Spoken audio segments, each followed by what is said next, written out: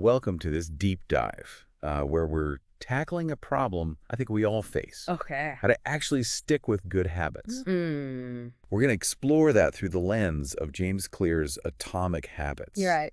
A book packed with insights on making tiny changes that lead to huge GTE results. Okay. I bet you've experienced this in your own life. Yeah. You try to make a change, start strong, and then poof, Yeah. the motivation vanishes. Yeah. I'm curious to see what Claire has to say about this. Mm-hmm. And to help me unpack it all, we've got our expert here who's ready to share some golden nuggets of wisdom from the book. I think one of the things that's so remarkable about the book is Clear doesn't just tell us what to do. Right. He breaks down the why, like why it's so hard to form habits. Yeah. You know, he talks about our brains being wired for instant gratification Right. and how that's why those quick fix solutions never work. Yeah. It's about understanding those underlying mechanisms of habit formation. You know, I like that. Getting into the nitty-gritty of how our minds work. Yeah. But before we dive into that, I got to share something that really struck me about James Clear himself. Okay. He had this brutal injury in high school. Mm-hmm. Broken nose, facial fractures. Wow. The kind of thing that could really derail you. Yeah. But he used tiny habits to rebuild his strength, ultimately becoming an academic All-American. Wow. That's... It's proof that this stuff actually works, even in the face of adversity. Yeah. And what's amazing is that he didn't just apply it to his physical recovery. Right. He applied it to his writing career as well. Okay. You know, he started small. He committed to posting articles twice a week. Wow.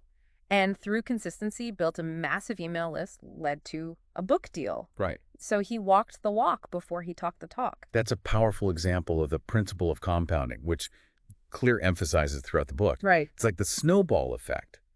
Small actions repeated consistently gain momentum and create massive impact over time. But the thing about compounding that's really important to note, Yeah. it works both ways. So it's not just about the good habits we build, but also the bad habits we need to break. Okay. Think about those tiny, seemingly insignificant negative choices we make each day. Yeah. Those can snowball into major roadblocks down the line. So it's not about finding that one magic bullet solution. Right. It's about making consistent, mindful choices that compound into the results we want. Exactly. But I've got to be honest, I'm a bit of a goal setter. Okay. I love having those targets to aim for. And here's Clear saying we should forget goals and focus on systems. Yeah. Doesn't that feel a bit restrictive? Well, What about spontaneity and flexibility? that's a question that a lot of people have. I mean, Yeah. you know, I think what Clear's getting at is that goals are often very fleeting. Right. So you achieve the goal, and then what? Yeah. It's like winning a game. Mm-hmm. You have a moment of victory, but then it's over. Okay. Systems are about building sustainable long-term change. Okay, so it's not about abandoning goals altogether. Yeah. It's about shifting our focus to the processes that will lead us to those goals. Right. It's like building a foundation for lasting change. Exactly. And what's so brilliant about focusing on systems is it helps you fall in love with the process, not just the outcome. Oh, It's about finding joy in those daily actions, not just the end result. Okay. It's about becoming the kind of person who achieves those goals naturally, almost effortlessly. I'm starting to see the light here, Good. but how do we actually build those systems? Right. Isn't that the million-dollar question? Yeah.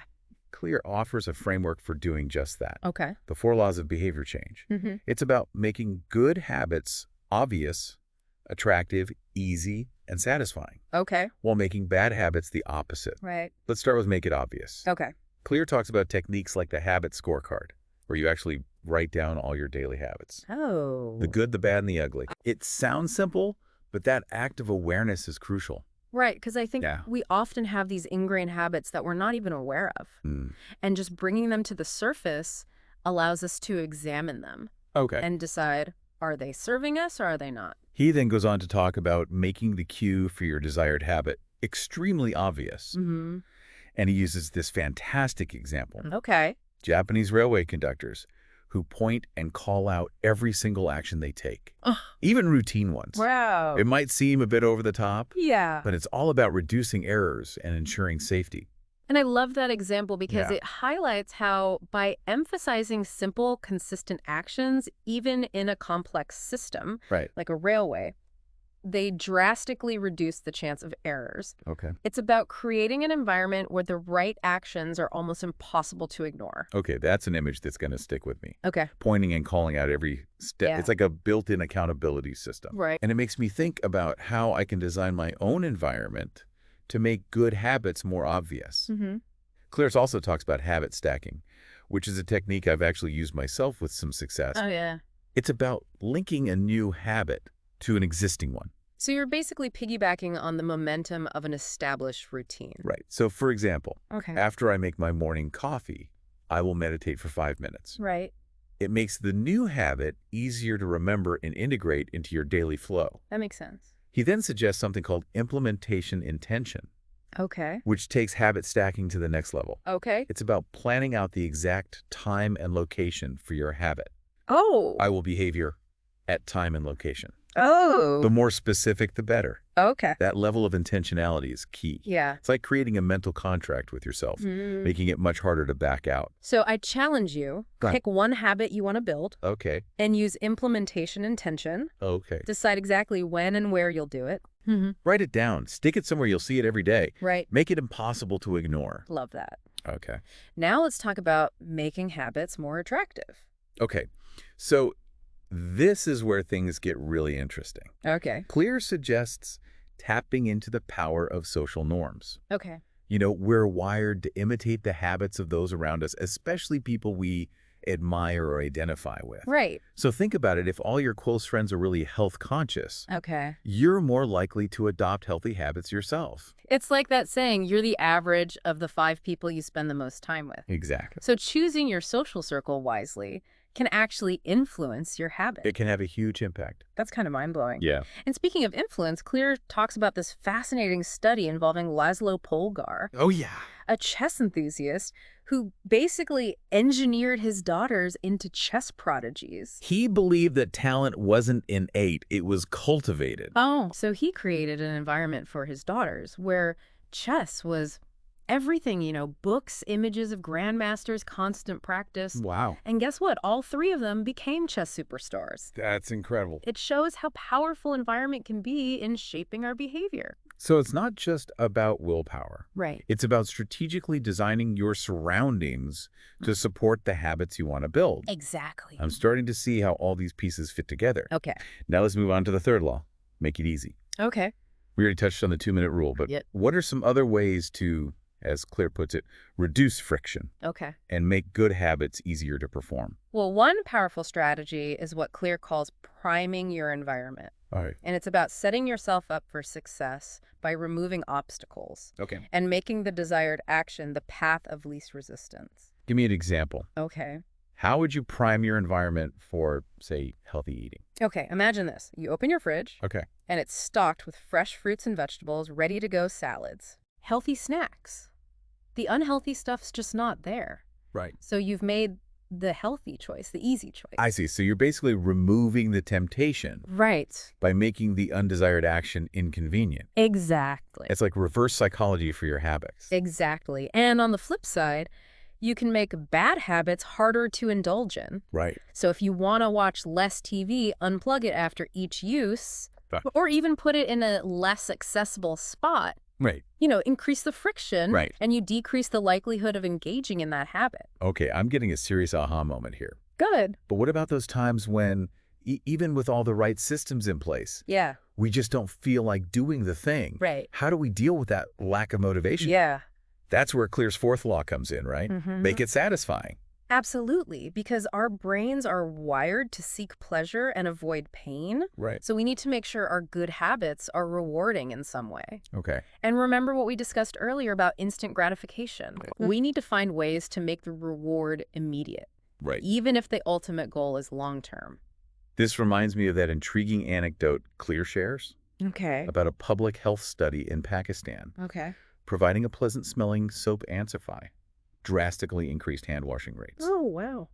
It wasn't about education or logic. Interesting. It was about making the act of hand-washing pleasurable. It's a brilliant example of how even a small tweak can make a huge difference. Yeah. So how can we apply this to our own habits? Okay. Well, think about something like habit tracking. Okay. Even as simple as marking an X on a calendar each time you complete your desired action. Oh, I love habit tracking. Yeah. There's something so satisfying about seeing that chain of X's grow longer and longer. It's visual proof of your progress. Right. It's like a visual representation of your progress. Exactly. And it taps into our brain's reward system, Right. giving us a sense of accomplishment, even if the reward isn't tangible. And let's not forget about the power of actual rewards. Okay. You know, give yourself a small treat after completing a week of consistent workouts. Mm-hmm. Or buy yourself that book you've been wanting. Right. After right. finishing a month of writing every day. Yeah, exactly. So I'm starting to see how all four laws work together Yeah. to create this powerful system for habit change. It's a framework for success. But let's be honest, sometimes, even with the best intentions, Mm-hmm. we fall off track. Right. Life gets in the way, old habits creep back in. It happens. How do we deal with those slip-ups? Yeah, that's where the concept of self-compassion comes in. Okay. You know, Clear emphasizes that setbacks are inevitable. Right. The key is not to beat yourself up about them. Mm-hmm. Don't let a single slip-up derail your entire progress. Okay. Acknowledge it, learn from it, Right. and get back on track as quickly as possible. It's not about striving for perfection. It's Okay. about progress over perfection. Exactly. That's a message I need to hear more often. I think we all do. You know, one concept I found particularly fascinating in the book is what Clear calls identity-based habits. Oh, yeah. It's about shifting our focus from what we want to do Okay. to who we want to become. This is where Clear's work goes beyond sort of surface-level habit hacking Right. and dives into the realm of personal transformation. So instead of saying, I want to exercise more, Yeah.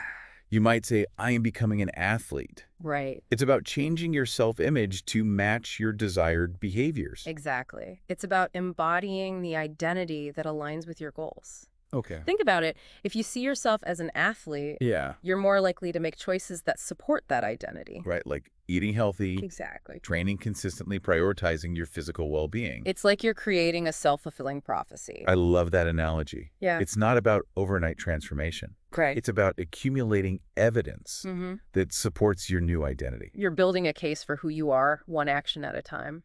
Now, we've talked a lot about the practical aspects of habit change, but I'm curious about the science behind all of this. Okay. Clear mentions the habit loop, Mm-hmm. which sounds pretty technical. Right. Can you break that down for us? Okay, so the habit loop is essentially a neurological feedback loop Okay.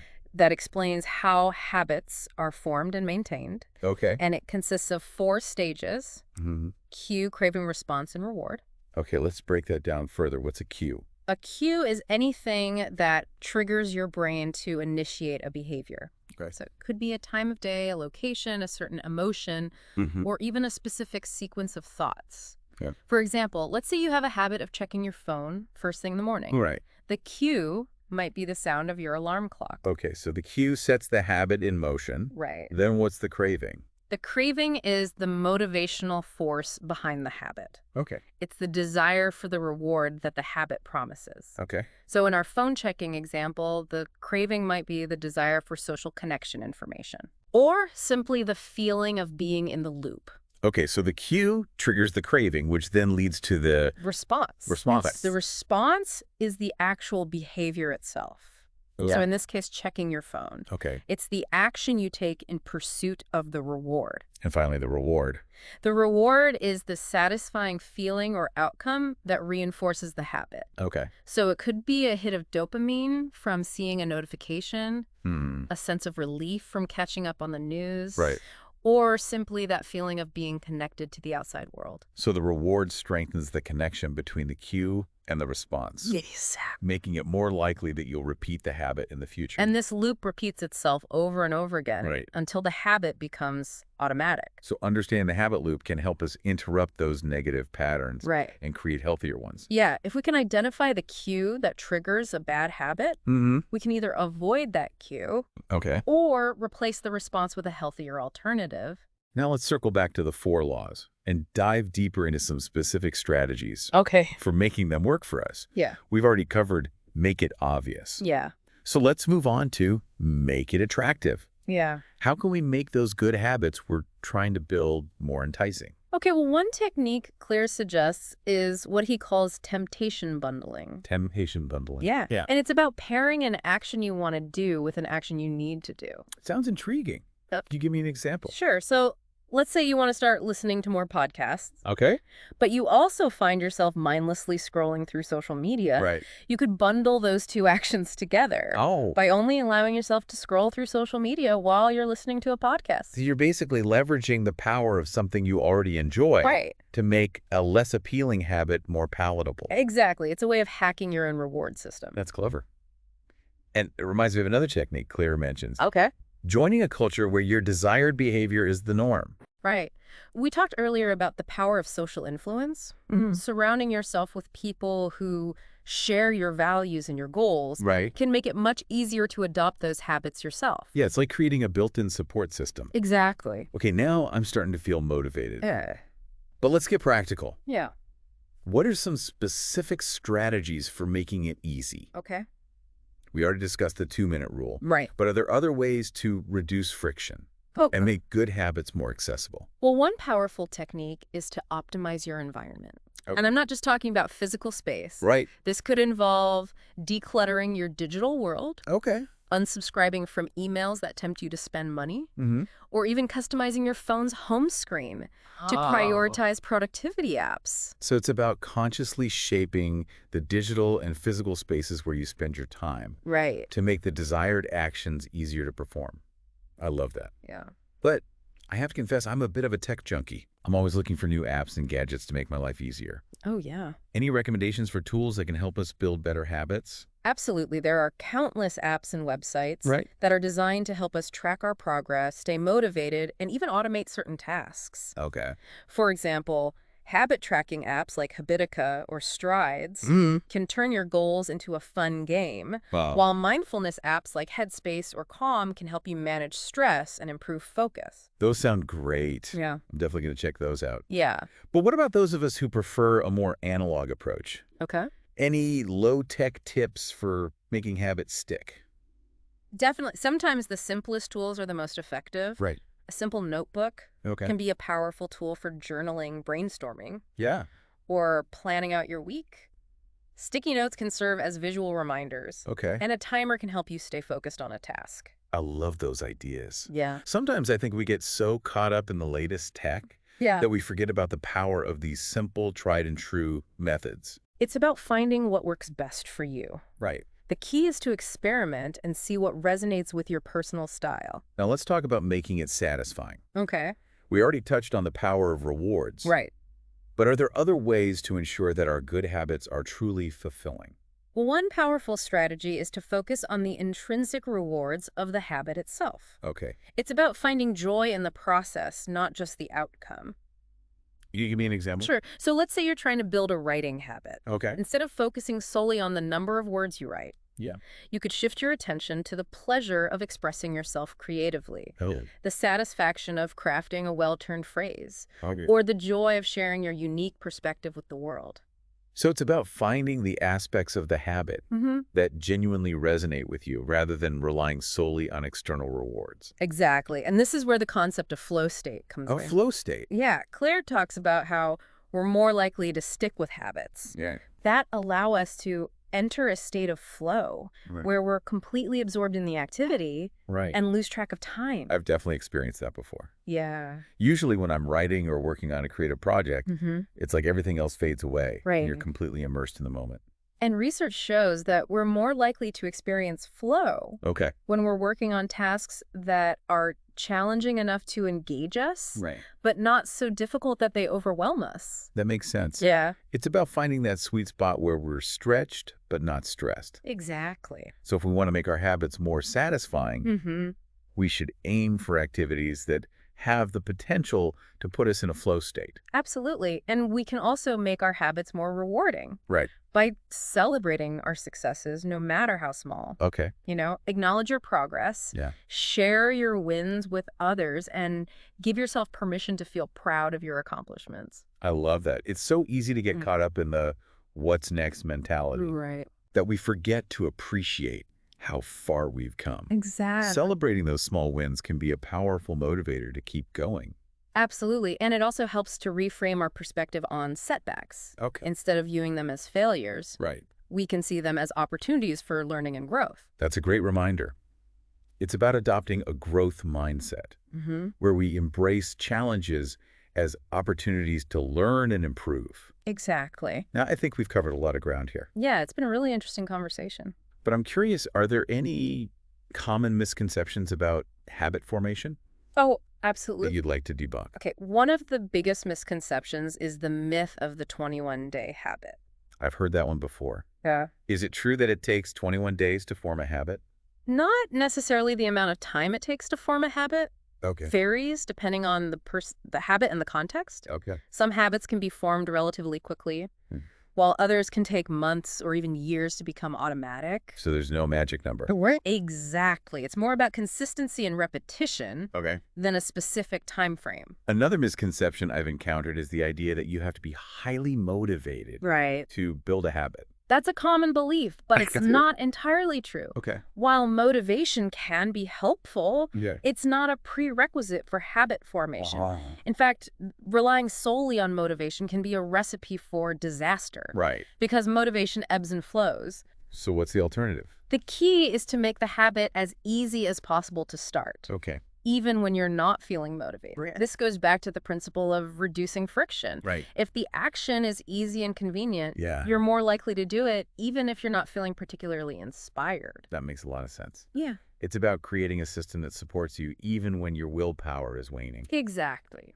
Are there any other misconceptions you'd like to address? Yes, another common misconception is the idea that you have to change everything at once. Oh, yeah. And this is what leads to overwhelm and burnout. I've definitely been guilty of that. Yeah. Trying to overhaul my entire life in one fell swoop. It's a common trap, Right. but the key is to start small. Yeah. Focus on building one habit at a time. Right. Once that habit becomes automatic, you can move on to another one. So it's about building momentum one small win at a time. Exactly. And this brings us to another important point. Okay. It's okay to be imperfect. Right.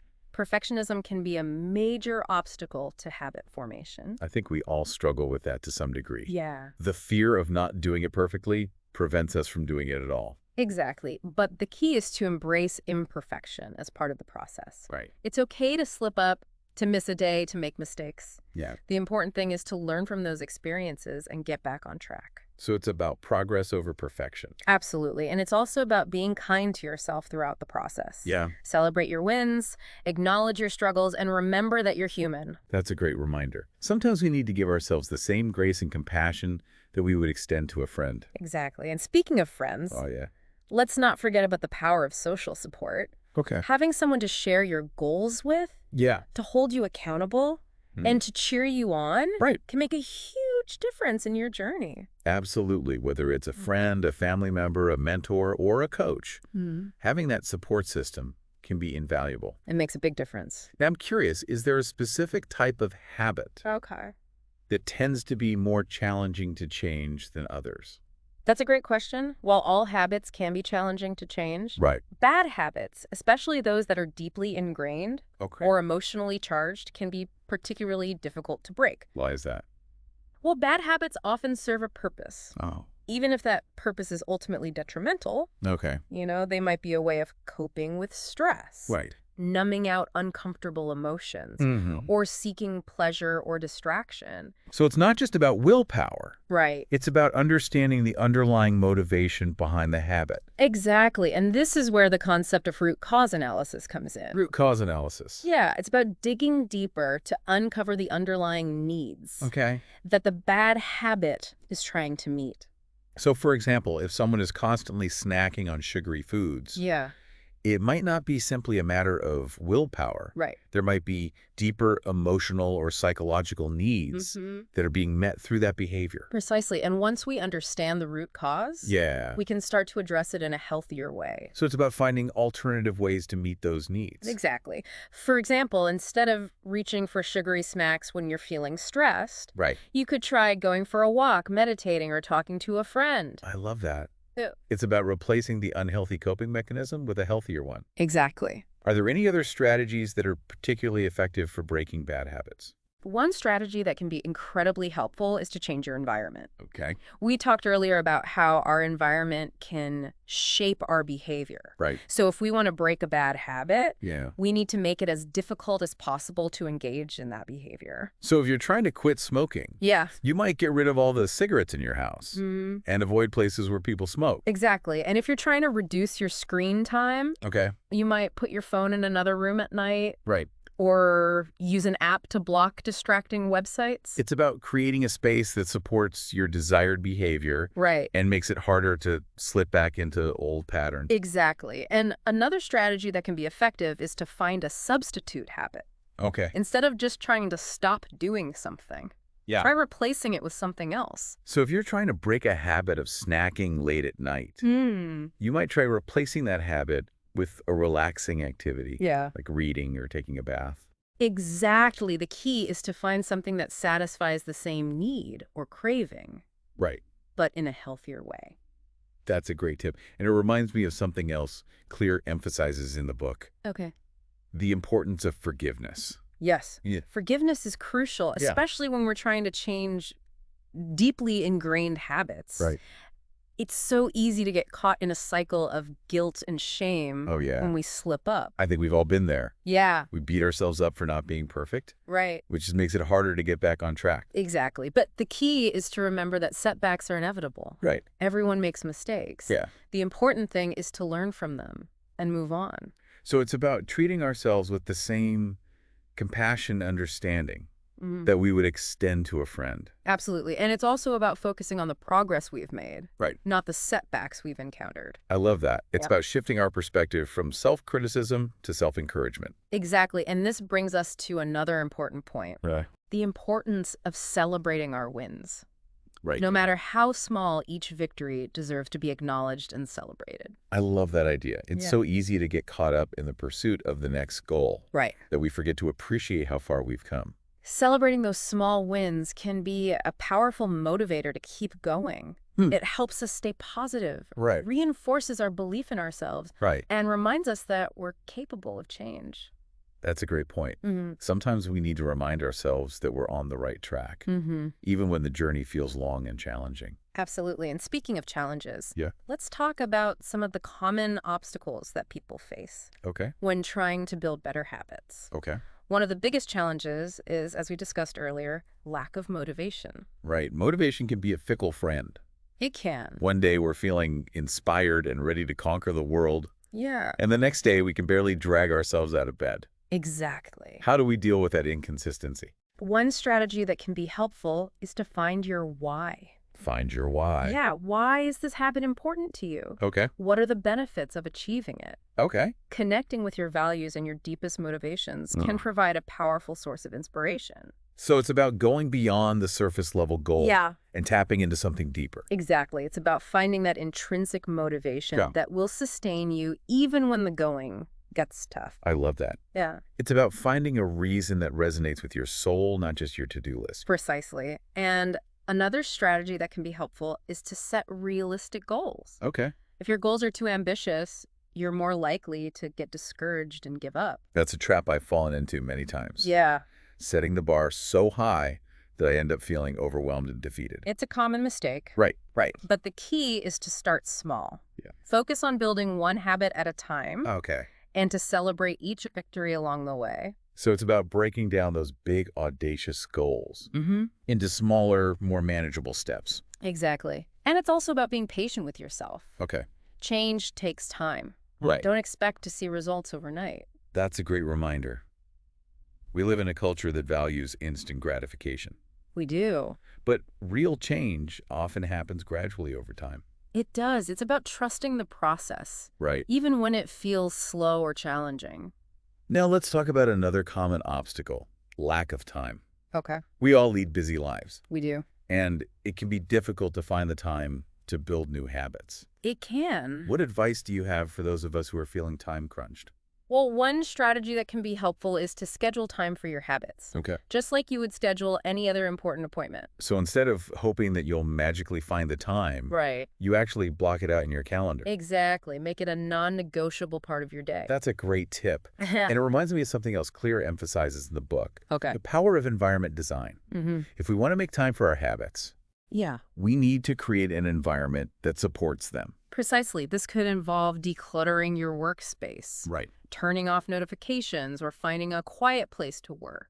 It's about removing those distractions and creating a space Right. that's conducive to focus and productivity. Exactly. And another strategy that can be helpful is to break down your habits Okay. into smaller, more manageable chunks. Okay. Even a few minutes each day can make a difference. So instead of trying to fit in an hour-long workout, Yeah, you might do 10 minutes of exercise here and there throughout the day. exactly. It's about finding those pockets of time and making the most of them. That's a great reminder. We often overestimate what we can accomplish in a short period of time. We do, and this brings us to another important point. Okay. The importance of being consistent. Okay. The key to habit formation is repetition. Right. The more you repeat a behavior, the more likely it is to become automatic. So even if it's just a few minutes each day, Mm. the key is to show up consistently. Consistency is key. Now let's talk about another challenge that can derail our efforts. Yeah. Distractions. Okay. We live in a world that's constantly vying for our attention. We do. How do we stay focused on our goals amidst all the noise? That's a great question, and it's a challenge we all face Yeah. in today's hyper-connected world. Right. One strategy that can be helpful is to create a distraction-free environment. Okay. This might involve turning off your phone, closing your email, or finding a quiet place to work. So it's about creating those boundaries between our work time and our leisure time. Exactly. And it's also about being mindful of the distractions we allow into our lives. So for example, if we're constantly checking social media or watching TV, Yeah. we're essentially training our brains to be distracted. Precisely. We're creating those neural pathways that make it harder to focus. That's a sobering thought. So if we want to improve our focus, we need to be more intentional about the information we consume Right. and the activities we engage in. Absolutely. And another strategy that can be helpful is to use technology to your advantage. Oh, okay. There are apps and websites that can help you block distractions Right. and stay focused. So we can use technology to fight technology. Exactly. It's about using the tools at our disposal to create a more supportive environment. That's a great tip. Huh. I'm definitely going to explore some of those tools. Now let's talk about a challenge that can be particularly insidious: negative self-talk. Ah, yes. The inner critic. Mm. That voice in our heads that tells us we're not good enough, that we can't do it, that we're going to fail. I think we all struggle with that to some degree. It can be so discouraging. Absolutely.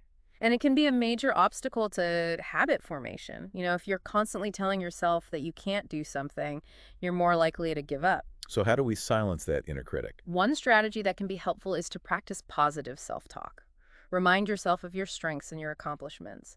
Focus on the progress you've made, not the setbacks you've encountered. So it's about shifting our internal dialogue from self-criticism to self-encouragement. Exactly. And it's also about being mindful of the messages we're consuming from the outside world. So, for example, if we're constantly bombarded with images of perfect bodies or successful people, Yeah. it can be easy to internalize those messages and start to feel inadequate. Precisely. It's important to be aware of the messages we're exposing ourselves to and to cultivate a healthy skepticism towards those that don't serve us. That's a great reminder. We need to be more discerning about the information we allow into our minds. Now let's shift gears and talk about some resources that can help us build better habits. Okay. Let's start with books.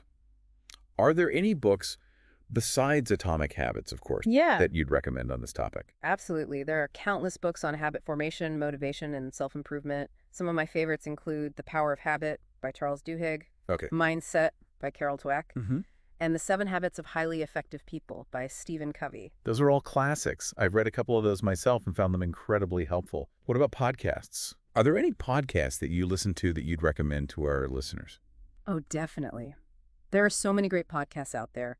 Some of my favorites include The Happiness Lab, Okay. The Tim Ferriss Show, and Hidden Brain. Those are great recommendations. I'm a big fan of podcasts myself.